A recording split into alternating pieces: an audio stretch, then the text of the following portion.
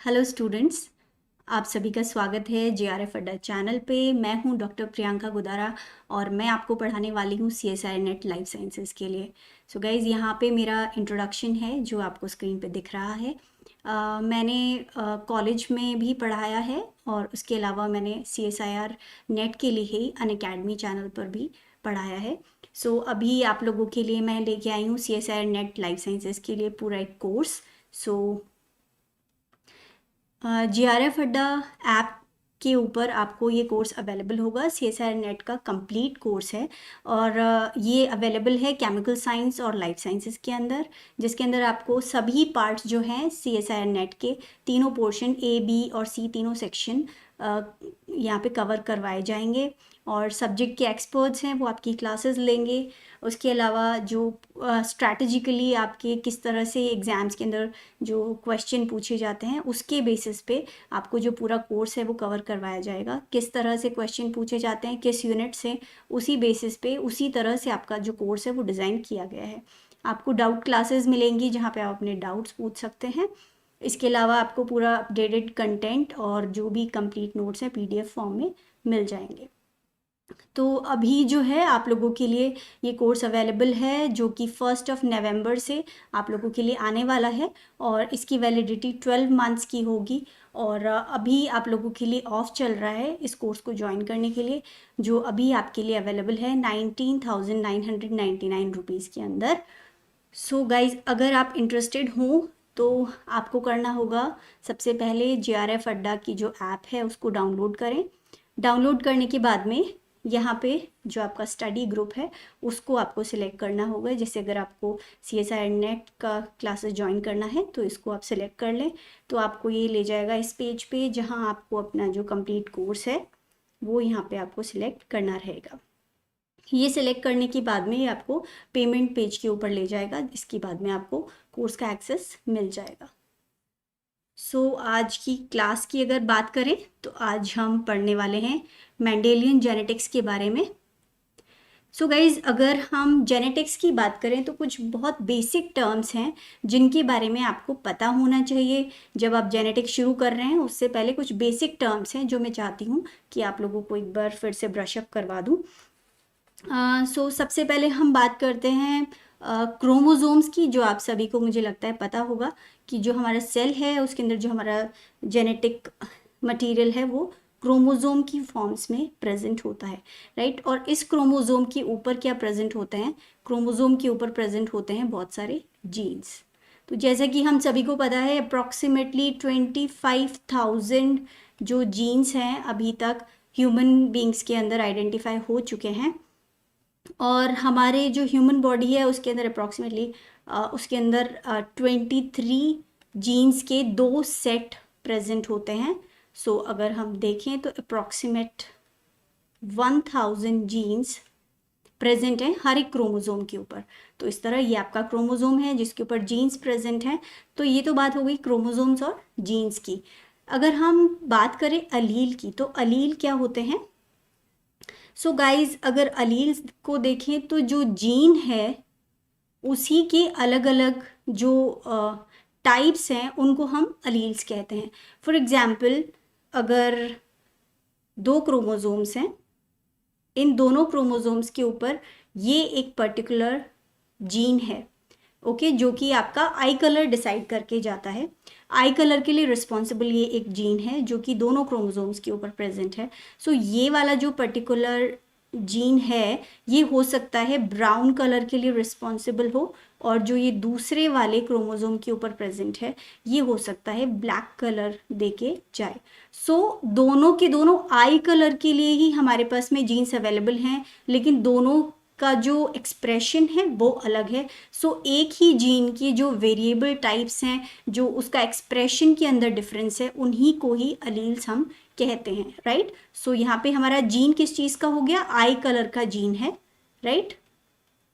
आई colour का gene है, लेकिन ये इसकी वेराइटी हो गई, राइट, कि एक जो जीन है वो ब्राउन कलर एक्सप्रेस कर रहा है, जो दूसरा वाला जीन है दूसरे क्रोमोसोम पे सेम ही जीन प्रेजेंट है जो कि ब्लैक कलर एक्सप्रेस कर रहा है, राइट। ये जो डिफरेंस है इन्हीं दोनों डिफरेंट वेराइटीज़ को हम अलील्स कहते हैं, और जो मेन है हमारा, जिसको हम जो एक पर्टिकुलर ट्रेट देके जा रहा है, उसको हम जीन कहेंगे, राइट।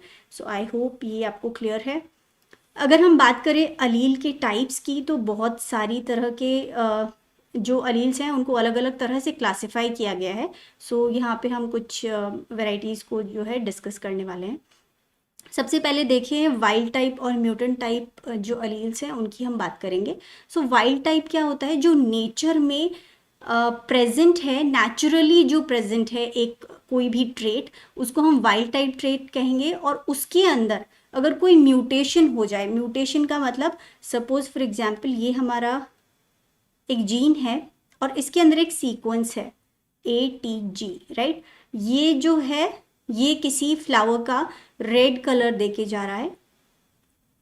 सो ये वाइल्ड टाइप है जो कि ऑलरेडी हमारे नेचर में नेचुरली प्रेजेंट है। बट फॉर सम रीज़न अगर इसके अंदर कोई म्यूटेशन हो जाए, सपोज फॉर एग्जांपल ये जो हमारा पूरा जीन है इसके अंदर एक कहीं ना कहीं एक म्यूटेशन हो जाए और ये AAG सपोज हो गया, इस पर्टिकुलर स्पेस के ऊपर क्या हो गया है, म्यूटेशन, मतलब कि जो हमारा न्यूक्लियोटाइड है वो चेंज हो गया है।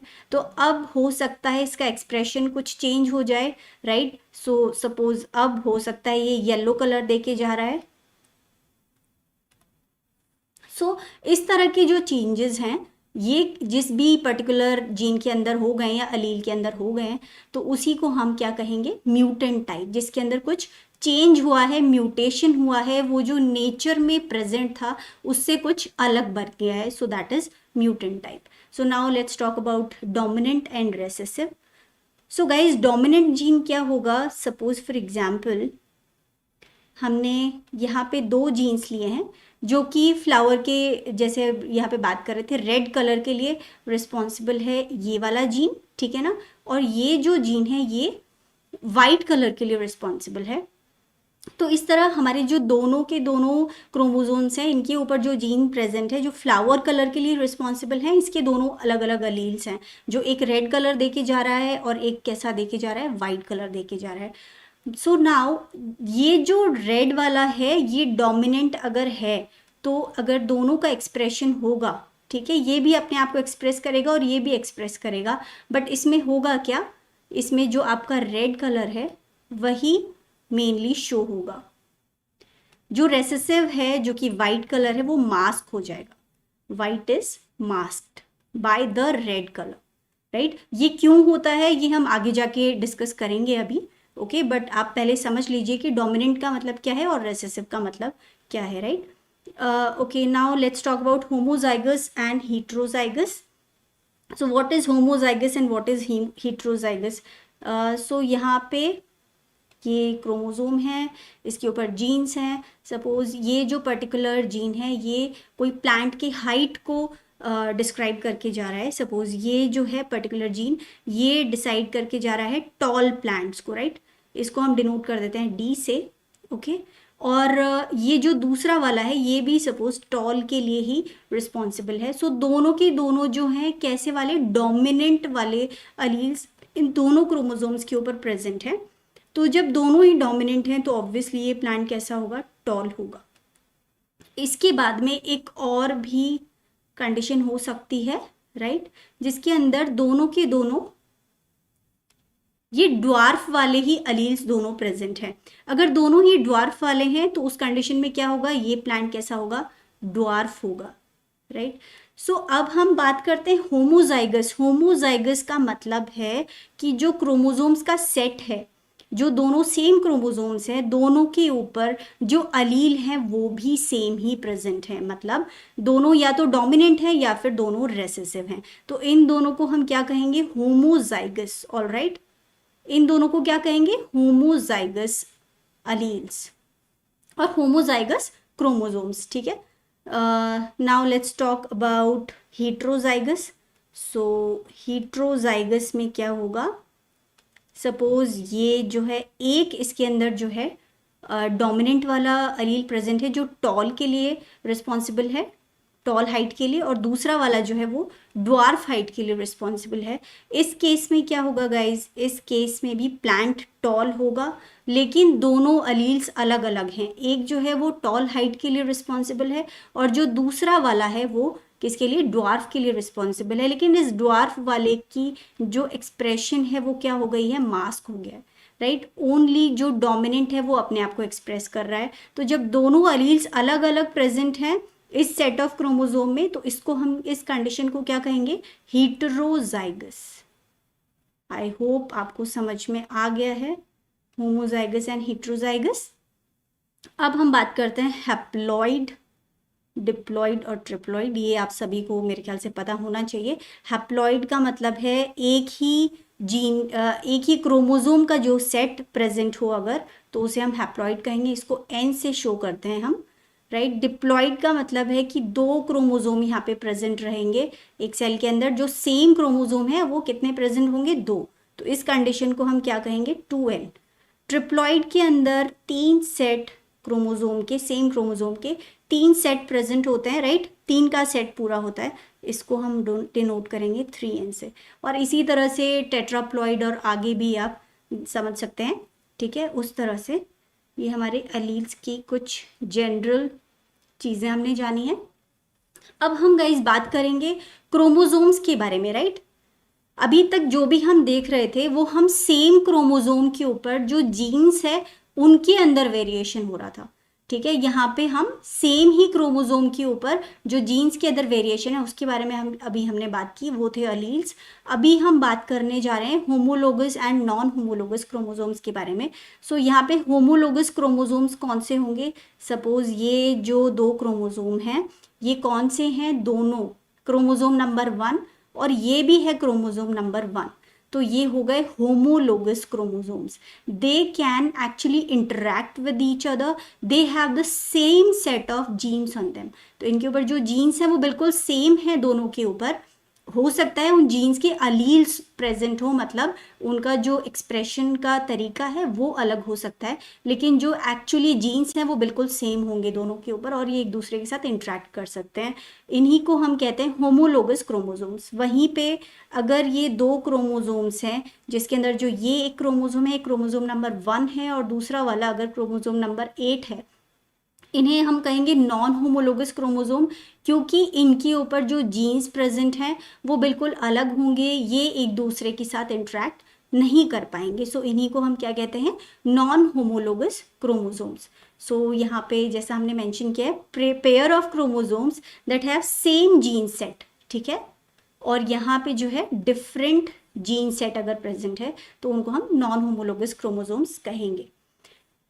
तो अब हम बात कर लेते हैं जीनोटाइप और फिनोटाइप की। ये क्या होते हैं भाई, जीनोटाइप जो है वो किसी भी जो पर्टिकुलर क्रोमोसोम है उसका जेनेटिक कॉन्स्टिट्यूशन है किसी इंडिविजुअल का, ठीक है, किसी ट्रेट के लिए या फिर पर्टिकुलर कैरेक्टर के लिए, ऑलराइट। मतलब उसका जेनेटिक जो मेकअप है, जो एक्चुअली उसके अंदर किस तरह के जीन्स प्रेजेंट है, डोमिनेंट हैं या फिर रेसेसिव हैं। सो वो सब चीज़ें जो एक्चुअल उसका इनर जेनेटिक मेकअप है उसको समझने के लिए जब हम बात करते हैं तो उसको हम कहेंगे genotype. So this is basically the genetic makeup of any particular trait और कैरेक्टर।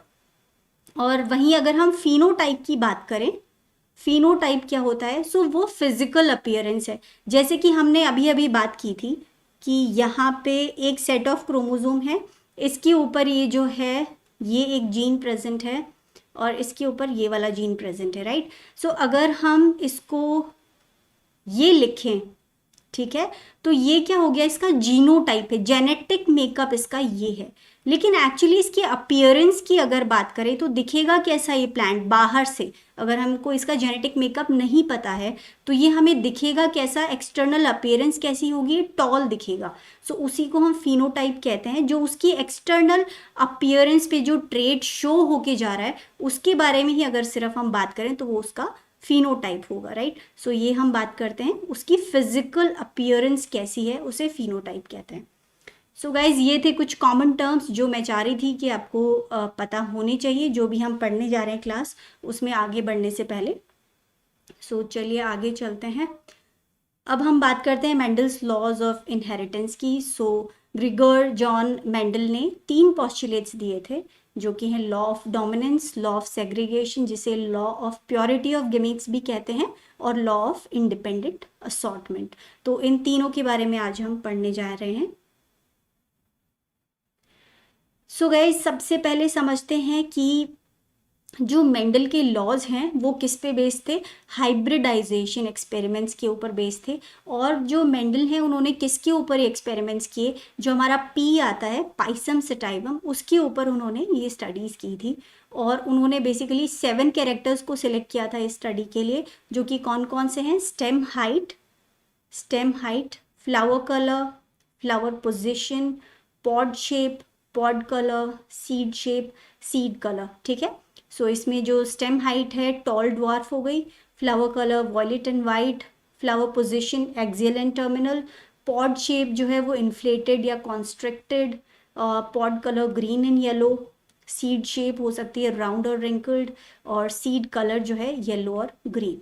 सो यहाँ पे जनरली जो सारे फर्स्ट वाले मैंने पहले लिखे हैं वो सभी क्या है? डोमिनेंट कैरेक्टर्स हैं। और जो बाद वाले हैं ये वाले, ठीक है, ये सभी क्या है? रेसेसिव वाले इनके कैरेक्टर्स है। सो अब हम देखते हैं जो हमारा फर्स्ट लॉ है, लॉ ऑफ डोमिनेंस। इसको समझने के लिए हमें सबसे पहले ये समझना होगा कि एक मोनोहाइब्रिड क्रॉस क्या होता है। ठीक है, उसके बाद में हम लॉ की बात करेंगे। ओके, सो सबसे पहले हम करते हैं एक monohybrid cross. So guys, monohybrid cross के अंदर हम लेंगे सिर्फ एक ट्रेट को। ठीक है, एक ही ट्रेट की बात करेंगे यहाँ पे। और हम ले लेते हैं टॉल एंड ड्वार्फ वाला। सपोज फॉर एग्जांपल ये हमने 2 पेरेंट्स लिए हैं। ओके, ये पेरेंट का जीनोटाइप है यहाँ पर, और ये दोनों पेरेंट्स का जीनोटाइप है। सो अगर इन पेरेंट्स को हम क्रॉस करवाएंगे तो इनके जो गैमीट्स बनेंगे वो कैसे बनेंगे? गैमीट्स, इसका बनेगा ये वाला, राइट, और इससे बनेगा ये वाला, राइट। अगर इन दोनों गैमीट्स को हम मिला रहे हैं तो यहाँ पे हमारे पास फर्स्ट जनरेशन जो F1 जनरेशन है वो आ जाएगी, और F1 जनरेशन हमारे पास आई है ये। सो इसका जो कैरेक्टर है वो कैसा दिखेगा? ये प्लांट हमें दिखेगा बिल्कुल टॉल, राइट। सो ये हो गई F1 जनरेशन। अब आगे बढ़ते हैं, और आगे बढ़ने के लिए हम क्या कराएंगे? जो F1 जनरेशन है, जो 2 प्लांट्स हम F1 जनरेशन के लेंगे और उन्हीं को आपस में हम क्रॉस करवा देंगे, राइट। सो यहाँ पे अब पेरेंट्स कौन से हो गए हैं? ये दोनों, इन दोनों को हमने क्रॉस कराया, राइट। क्रॉस कराने से पहले देख लेते हैं इनके गैमीट्स कौन से बनेंगे, राइट। इनके जो गैमीट्स हैं इसका बनेंगे ये दोनों, राइट, और इसके बनेंगे ये दो। ओके, सो अब इनको क्रॉस अगर करवाएंगे, मतलब कि बेसिकली इन गैमीट्स को अगर हम क्रॉस करवाएंगे तो क्या होगा देखते हैं। यहाँ पर यहाँ लिख दिए हमने गैमीट्स को, राइट। क्रॉस अगर इन दोनों का कॉम्बिनेशन होता है तो ये बनेगा। हमारे प्रोडक्ट्स क्या क्या बनने वाले हैं वो हम यहाँ पे देख रहे हैं, राइट। सो ये 4 प्रोडक्ट्स यहाँ पे बनेंगे गाइज, और इन चारों जो हमारे पास में 4 तरह के प्लांट्स बनेंगे, और इनके अंदर अगर हम देखें फिनोटिपिकली अगर देखें तो ये जो तीनों हैं, ये वाला, ये और ये तीनों कैसे कैरेक्टर शो करके जाएंगे? Toll, right. सो यहाँ पे टॉल जो है कितने होंगे? 3 प्लांट्स, और जो ड्वार्फ है वो कितने होंगे? 1 प्लांट ही ड्वार्फ होगा, जो कि ये वाला होगा, राइट। तो इसका अगर हम फिनोटाइप बोलें, फिनोटाइप मतलब एक्सटर्नल अपीयरेंस के बेसिस पे अगर हम कहें तो इसका जो रेशो होगा कितना? 3:1। तो 3 कैसे हैं? टॉल, और 1 कैसा है? ड्वार्फ। ऑलराइट, अब अगर हम इसके जीनोटाइप की बात करें, जीनोटाइप मतलब जेनेटिक मेकअप, तो जेनेटिक मेकअप में 3 तरह के हमारे पास में आ गए हैं रिजल्ट, राइट। एक तो ये है, 2 ये हैं। सो दिस इज 1 is 2 और थर्ड जो है वो ये वाला, सो 1:2:1। सो इसका जो जीनो टाइप है वो क्या हो गया, 1:2:1। सो ये हमारा हो गया monohybrid cross. I hope it is clear to you. और अब हम समझते हैं लॉ ऑफ डोमिनेंस उन्होंने किस बेसिस पे दिया। सो जैसा हमने यहाँ पर देखा कि जो डोमिनेंट वाला जीन है वो जो रेसेसिव वाले जीन को मास्क करके जा रहा है। लॉ ऑफ डोमिनेंस यही कहता है कि जो एक अलील है वो कंसील कर सकता है या मास्क कर सकता है दूसरे जीन्स की प्रेजेंस को, या उसके एक्सप्रेशन को मास्क कर देता है, उसको रोकता नहीं है। एक्सप्रेस दूसरा वाला भी हो रहा है, जो रेसेसिव है वो भी एक्सप्रेस हो रहा है, लेकिन उसका एक्सप्रेशन हमें नज़र नहीं आ रहा। जो एक्सप्रेशन हमें नज़र आ रहा है वो सिर्फ किसका आ रहा है, डोमिनेंट वाले जीन का, राइट। सो हाइब्रिड ऑफस्प्रिंग्स जो हाइब्रिड्स हैं will inherit the dominant trait in phenotype, okay.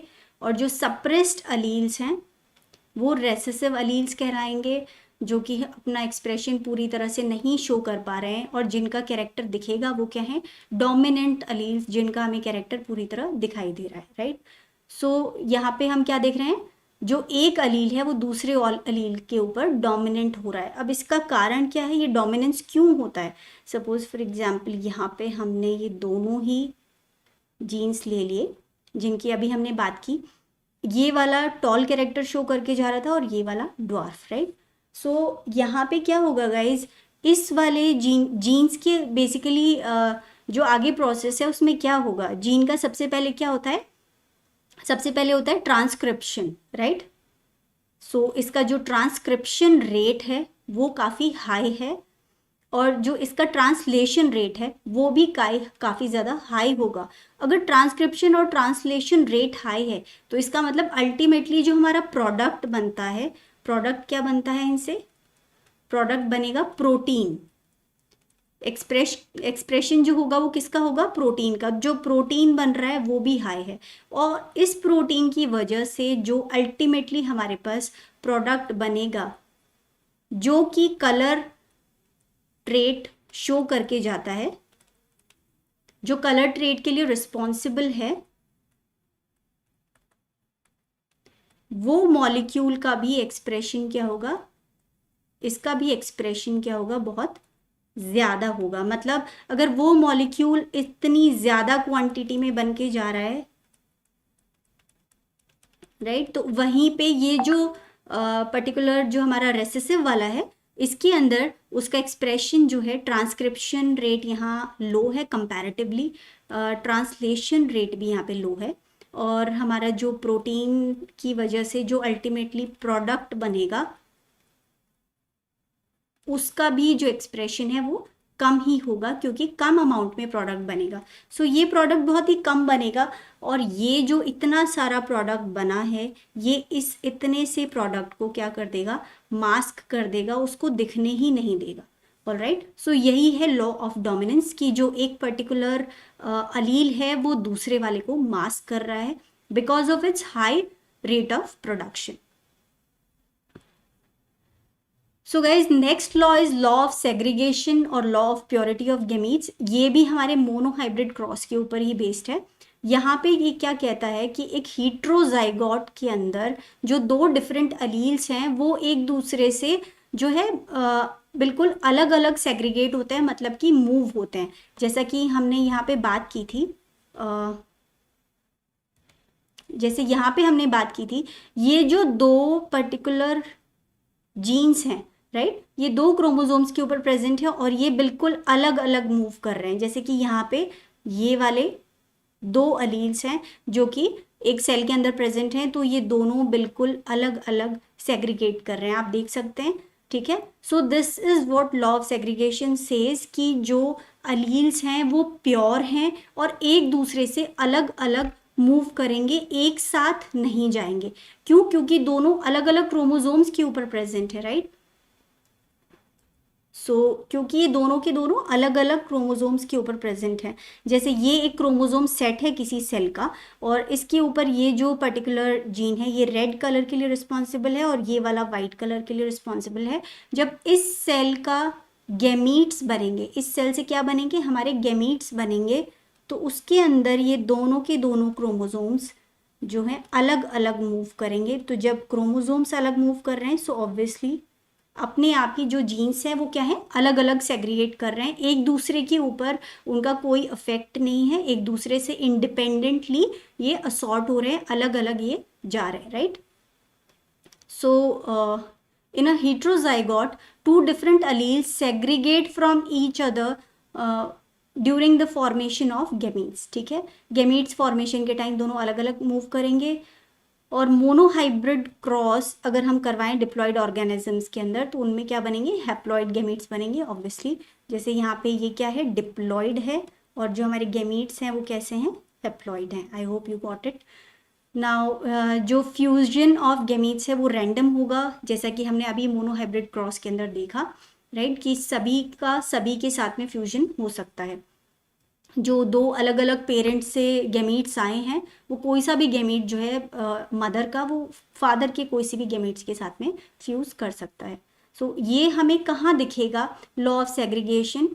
हमें हमें चाहिए होमोलोगस क्रोमोसोम, मतलब ये जो दोनों क्रोमोसोम हैं अगर हम इसको नंबर देना चाहें तो सपोज अगर दोनों ही क्रोमोसोम नंबर 1 ही हैं तो तभी सेम जो ट्रेट है उसके अलील्स हमें मिलेंगे, राइट। सो हमें क्या चाहिए, होमोलोगस क्रोमोसोम और हेट्रोजाइगस अलील्स। हेट्रोजाइगस अलील्स मतलब दोनों सेम ना हो, एक डोमिनेंट हो और एक रेसेसिव हो, तभी तो हम देख पाएंगे कि दोनों सेपरेटली मूव कर रहे हैं या फिर नहीं कर रहे हैं। सो हमें लॉ ऑफ सेग्रीगेशन अगर स्टडी करना है तो उसके लिए हमें जो सैम्पल, जो हमारा पर्टिकुलर कोई भी जो हम सैम्पल लेंगे उस वो हमें कैसा चाहिए, वो होना चाहिए होमोलोगस और heterozygous alleles, homologous chromosomes and heterozygous alleles.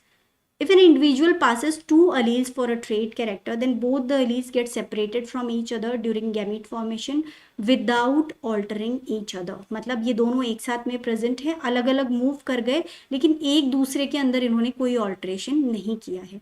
So each gamete will carry one allele, all right.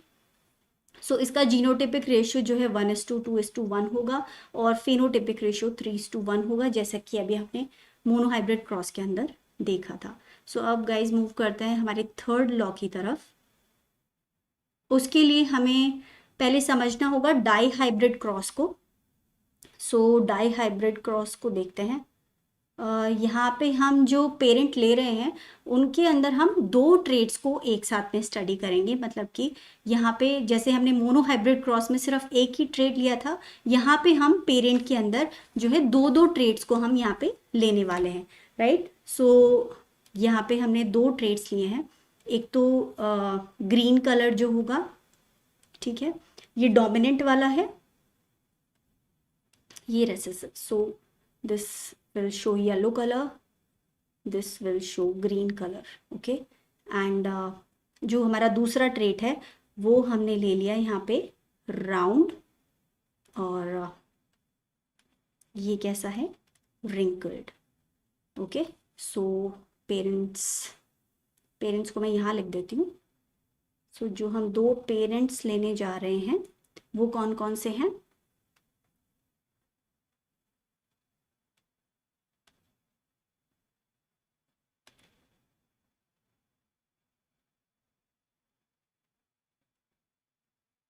Alright. सो ये हमारे दोनों पेरेंट्स हैं।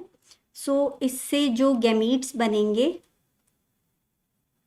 वो कौन कौन से गैमीट्स बनेंगे, देखिए एक ही तरह के गैमीट्स बनेंगे ये वाले, और इससे जो गैमीट्स बनेंगे वो कौन से बनेंगे, एक ही टाइप के सभी ये वाले, राइट। अब इन दोनों का अगर हम क्रॉस कराएं तो जो F1 हमारे पास जेनरेशन आएगी, राइट, उसका फिनोटाइप क्या होगा एक बार देखें। यहाँ पे इसका फिनोटाइप होगा ये और ये, राइट। और ये हमें दिखेगा कैसा, फिनोटिपिकली अगर हम बात करें अपीयरेंस वाइज ये कैसा होगा, येलो एंड राउंड होगा, ओके। सो ये आई होप आपको समझ में आ गया होगा अभी तक, राइट।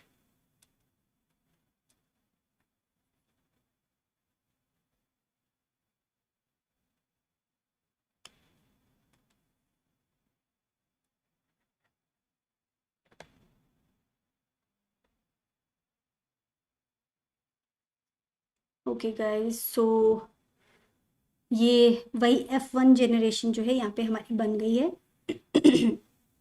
अब हम किन को क्रॉस करवाएंगे?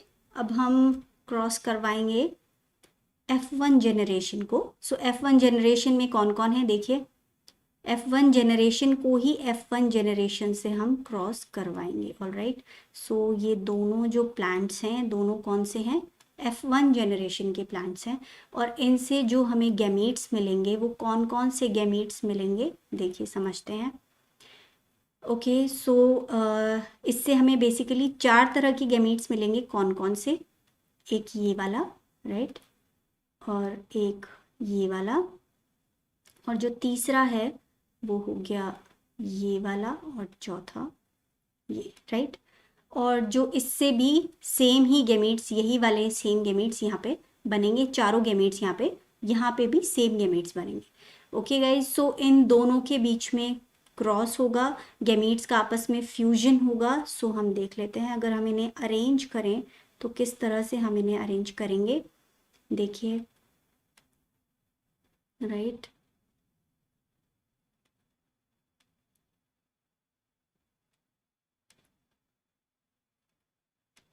ओके, और जो दूसरे वाले 4 हैं,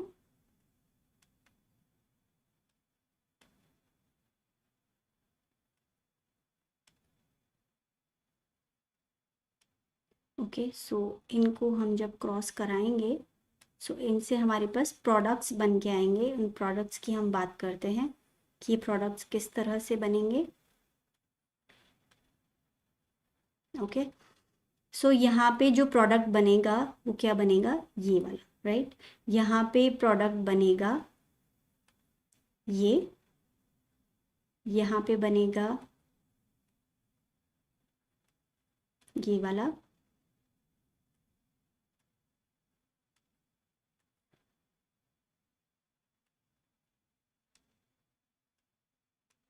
आई होप आप समझ गए होंगे कि किस तरह से हम इनको जो है आपस में क्रॉस करवा रहे हैं और किस तरह से ये प्रोडक्ट्स बन रहे हैं। सो इस तरह से ये सभी प्रोडक्ट्स जो बन जाएंगे, अब मेरे पास यहाँ पे एक ऑलरेडी ड्रॉन डायग्राम है, इसमें हम समझ लेते हैं। सो ये जो थे दोनों जो पेरेंट्स हैं, एक पेरेंट के चारों गैमीट्स ये हैं, ये जो चारों हैं ये चारों एक पेरेंट के गैमीट्स हैं, और ये दूसरे पेरेंट के गैमीट्स हैं जो कि दोनों ही F1 जनरेशन के जो प्लांट्स हैं उनके गैमीट्स यहाँ पे हमने लिए हैं और इनको आपस में हमने क्रॉस करवाया है। तो क्रॉस कराने के बाद में जो हमारे पास रिजल्ट होगा वो यहाँ इस टेबल में हमारे सामने है।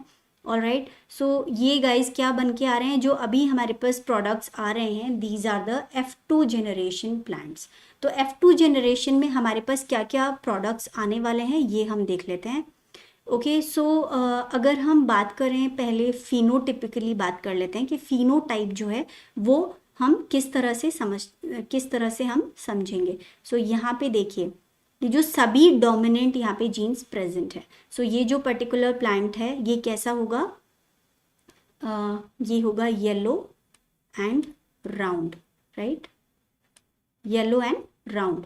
सो येलो एंड राउंड कितने हो रहे हैं एक बार देख लेते हैं phenotypically.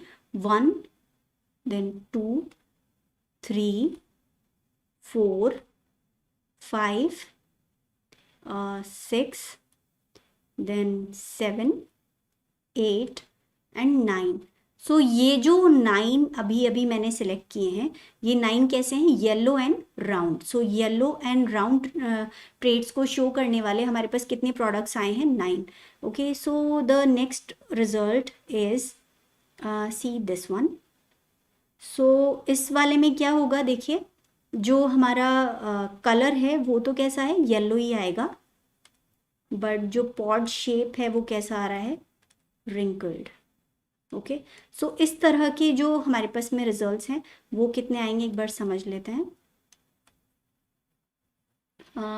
So this is 1, okay, and then 2, okay, and 3, right. So yellow and wrinkled कितने आ गए? 3।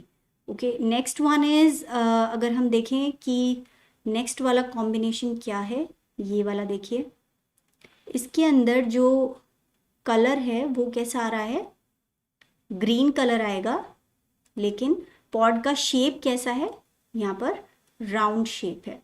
सो इस तरह के कितने रिजल्ट्स हैं देखते हैं। 1, देन और कहाँ नज़र आ रहा है, 2, ओके, एंड 3।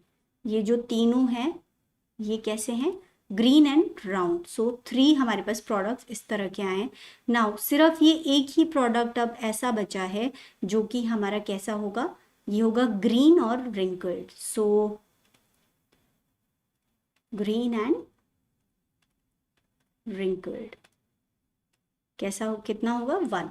सो ये क्या आ गया हमारे पास 9:3:3:1। ये हमारा हो गया guys, this is your phenotypic ratio, phenotypic ratio of dihybrid cross. Alright, अब हम बात करते हैं जीनोटाइप की। जीनोटाइप की अगर हम बात करें तो एक बार समझ लेते हैं थोड़ा।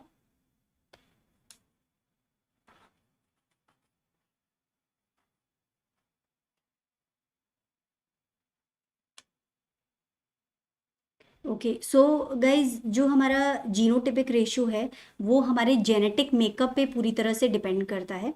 तो जो जीनोटिपिक रेशियो है मतलब जो प्योर यहाँ पे कौन सा है, डोमिनेंट है। जो दोनों के दोनों क्या है, यहाँ पे हम देखेंगे क्या कि जो पर्टिकुलर ट्रेट है, जो पर्टिकुलर जीन्स हैं वो कैसे हैं, होमोजाइगस हैं, हीट्रोजाइगस हैं, किस तरह के हैं। सो यहाँ हम देख सकते हैं दीज आर होमोजाइगस, राइट। दोनों के दोनों ही क्या है, डोमिनेंट है। सो ये हमारा आ गया 1, राइट। अब हम बात करते हैं जो एक पर्टिकुलर ट्रेट है ये वाला, ये क्या है, होमोजाइगस। और जो दूसरा वाला है ये वाला, मतलब कि जो पॉड शेप वाला है ये, ऑल्दो ये हमको जो ट्रेट शो करेंगे वो कैसा शो करेंगे, ये कलर में येलो होंगे और शेप में राउंड होंगे, बट इनका जेनेटिक मेकअप जो है वो कैसा है, एक पर्टिकुलर जो सेट ऑफ हमारे पास जीन्स है वो कैसा आ गया है, पूरी तरह से डोमिनेंट वाला है। और एक जो है वो हीट्रोजाइगस है, मतलब कि दोनों के दोनों ट्रेट्स इसके अंदर प्रेजेंट है, रेसेसिव भी है और डोमिनेंट भी है, लेकिन डोमिनेंट वाला अपने आप को शो करके जा रहा है, राइट। सो इस तरह के कॉम्बिनेशन हमारे पास कितने हैं, 2, राइट। सो यहाँ हमने लिख दिया है 2। अब नेक्स्ट बात करते हैं जो एक ये वाली कंडीशन है। देखिए यहाँ पर इस कंडीशन में हम क्या देख रहे हैं कि जो शेप है वो कैसी है, यहाँ पे रिंकल्ड शेप है, लेकिन जो कलर है वो येलो है। सो दोनों ही होमोजाइगस ट्रेट्स हमारे पास आ गए हैं। सो ये वाला भी एक इकलौता ही कॉम्बिनेशन हमारे पास है। सो इसको हम मार्क कर देते हैं 1। Okay, so coming to the next one. Okay, so ये वाला देखिए, इसके अंदर हम क्या देख रहे हैं, ये जो पर्टिकुलर येलो कलर वाला ट्रेट है, कलर येलो शो होगा बट ये हीट्रो है। और जो शेप है वो कैसी है, होमोजाइगस है, ये पूरी तरह से राउंड शेप्ड होगा, राइट। सो ये एक कॉम्बिनेशन है और सेम यहाँ पे भी हम देख सकते हैं यही वाला, राइट। सो ये अगेन 2 हमने लिख दिया है। अब ये जो चारों हैं, ये जो 4 हैं, ये चारों एक जैसे हैं, सभी क्या हैं, हीट्रो हैं। They all 4 are heterozygous conditions. Okay, so इसके अंदर जो प्लांट का सॉरी जो सीड पॉड का जो कलर है वो तो होगा येलो, और जो शेप है वो कैसा होगा, राउंड, राइट। सो यहाँ पे हमने देखा 4 यहाँ पे आ गए हैं। सो ये 4 हमने यहाँ लिख दिए हैं। Next trait is this one, जहाँ पे हमारे पास रिंकल्ड पॉड शेप है और इसका जो कलर है वो येलो होगा, बट ये हीट्रो है और ये होमो है, राइट। सेम कंडीशन हमारे पास यहाँ भी हम देख सकते हैं। सो यहाँ पे ये क्या है, hetero and this is homo. So again we will write 2। Now coming to the next one, यहाँ पे देखिए ये दोनों के दोनों कैसे हैं, दोनों के दोनों हमारे पास होमो है, होमोजाइगस कंडीशन है, लेकिन इसका जो कलर होगा वो ग्रीन होगा और पॉड शेप कैसा होगा, राउंड होगा। सो ये हमने अगेन 1 यहाँ पे लिख दिया है। ओके गाइज, सो यहाँ पे अगर हम देखें तो ये एक होमो है और एक हीट्रोजाइगस कंडीशन है। सेम यहाँ पर भी हम देख सकते हैं, एक होमो है और एक हीट्रोजाइगस कंडीशन है, राइट। सो यहाँ पे हमने 2 लिख दिया। और ये वाला एक ही केस है जिसके अंदर दोनों के दोनों ही कैसे प्रेजेंट हैं, हमारे रेसेसिव वाले जीन्स प्रेजेंट हैं दोनों ही क्रोमोसोम्स के ऊपर। सो यहाँ पे कौन सी होमोजाइगस कंडीशन है और रेसेसिव ट्रेट शो होंगे। ये वाला जो पर्टिकुलर पॉड है ग्रीन कलर का होगा और रिंकल्ड होगा। सो ऐसी कंडीशन एक ही होगी। सो ये हम देख सकते हैं कि F2 जनरेशन का हमारे पास जीनोटाइप आ गया है। तो ये जो है हमारा डाईहाइब्रिड क्रॉस के अंदर जो हमारा फिनोटाइप है वो मैंने यहाँ पे शो किया है आपको। सो आई होप ये आपको समझ में आ गया होगा, राइट। सो अब हम समझते हैं law of independent assortment. What is law of independent assortment? So यहाँ पे हमको बताया गया कि असॉर्टमेंट जो है जीन्स का, वो एक पेयर के जो जीन्स है वो दूसरे पेयर से बिल्कुल इंडिपेंडेंट है, चाहे हम 2 ट्रेट्स ले लें, ओके। एंड ये हमें किससे पता चला? डाईहाइब्रिड क्रॉस करने से पता चला।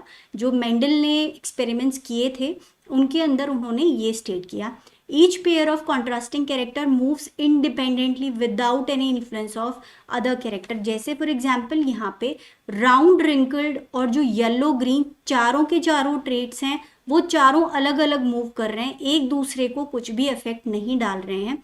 और जो एग्जैक्टली डोमिनेंट वाले अलील्स हैं वो शो करके जा रहे हैं अपना ट्रेट, और जो रेसेसिव वाले हैं वो मास्क हो रहे हैं।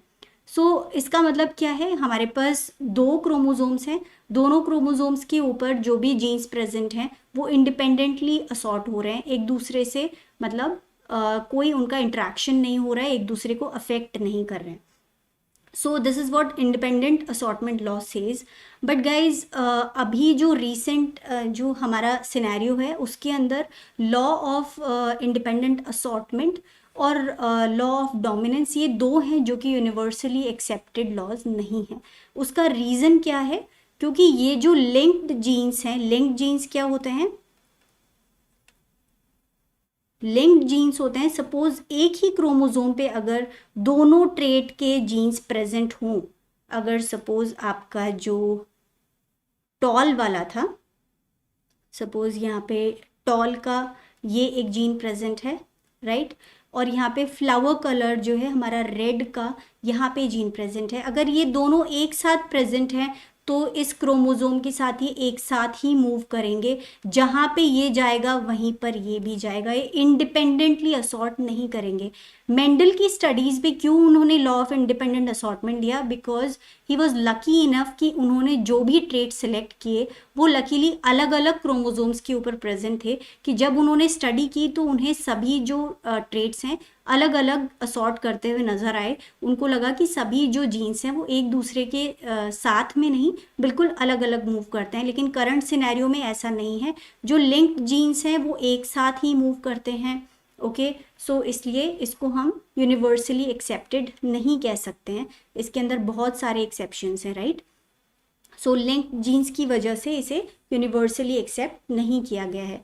सो जो मेंडल ने जो लॉज दिए उनके अंदर क्या था, यही वाले जो अगर ट्रेट्स हैं इनकी हम बात करें तो ये वाला जो जीन है इसके ऊपर टॉल वाला प्रेजेंट है, राइट, और यहाँ पे दूसरा ट्रेट प्रेजेंट है, और जो दूसरा वाला है जो एक और कोई क्रोमोसोम का सेट है उसके ऊपर दूसरा जो पर्टिकुलर ट्रेट था, सपोज रेड कलर वाला, उसके जो अलील्स हैं वो प्रेजेंट है।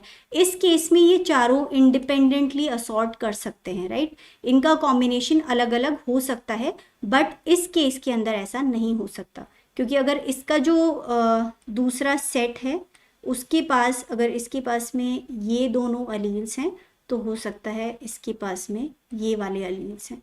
सो गाइज इस केस में ये सभी जो है ये पर्टिकुलर क्रोमोसोम के अंदर दोनों रेसेसिव वाले एक साथ मूव करेंगे, और जिसका जब गमीट बनेगा तो ये दोनों एक साथ मूव करेंगे। सो ये ट्रेट एक साथ शो होगा और ये ट्रेट्स एक साथ शो होंगे। All right, so I hope this is clear to all of you.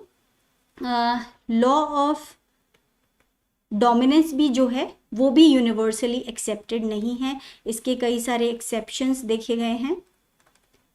Okay, exceptions का मैं एक एग्जांपल देती हूँ। एक प्लांट है mirabilis जलापा।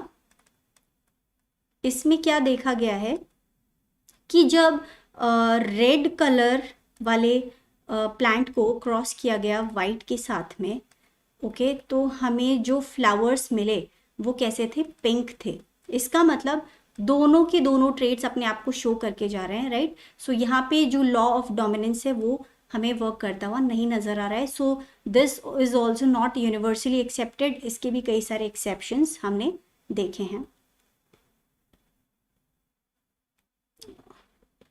Alright guys, so that is all for this class. I hope आपको समझ में आ गया होगा कि जो हमारे मेंडेलियन लॉज हैं वो क्या हैं, किस तरह से उनके अंदर जो है मेंडल ने अलग अलग स्टडीज़ की और उससे किस तरह से उन्होंने अलग अलग पॉस्चुलेट्स, मतलब कि अपनी तरफ से उन्होंने क्या स्टडीज़ में रिजल्ट्स देखे उसके बारे में उन्होंने बताया, और वो हमें जेनेटिक्स को आगे समझने में काफ़ी हेल्पफुल रहे। So that is all for this class. And guys, आप लोग अगर ये क्लास पसंद आई हो तो हमें आप JRF अड्डा ऐप पर ज़रूर ज्वाइन कर सकते हैं। ऑलराइट, और ये जो कोर्स हम करवा रहे हैं ये अभी 1 नवंबर से स्टार्ट होने वाला है। सो आप लोग ज्वाइन करें हमें। ओके, सो डाउनलोड करें JRF अड्डा app. And thank you so much.